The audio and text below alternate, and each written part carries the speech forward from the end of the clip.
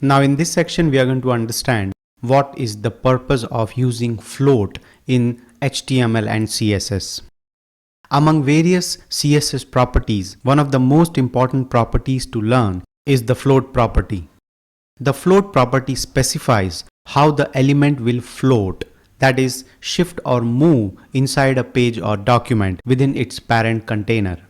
The values that float property holds are left, right, initial, inherit, and none. Now the question here is, how are the floated elements positioned in a document? So when an element is floated, it is taken out of the normal flow of the document, though still remaining part of it, and that will cause the element below to shift accordingly. Let's begin with a practical example and learn how the float property works with different values. I'm going to show you the code directly. Here I have the body in which I have 3 divisions. Each division is having a specific value in the CSS. So here we have the main division settings, and also for division 1 I am giving the background color white. The division 2 has light blue color and division 3 has gray color. Let me just run and show you how does it look. So here you see that there are 3 elements displayed in a specific format. Now, for example, in this code, let's add the float property on division 1 and float it to the right. So here I'm going to say float right. Now let's see the output.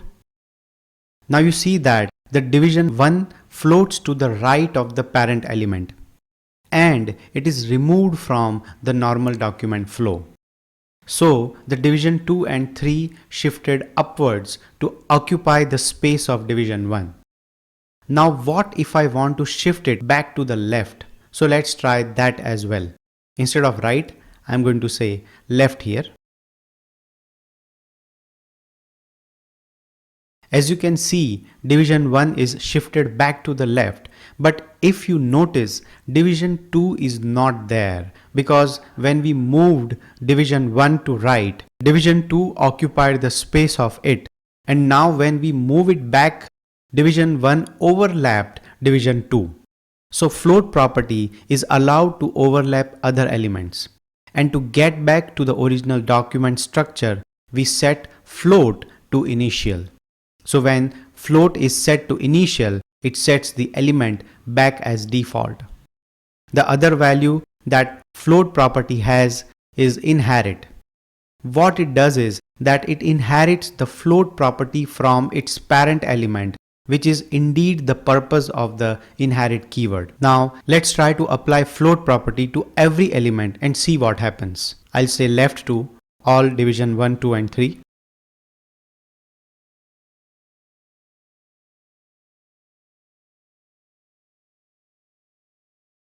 Now you see that this turns the elements in the form of a queue.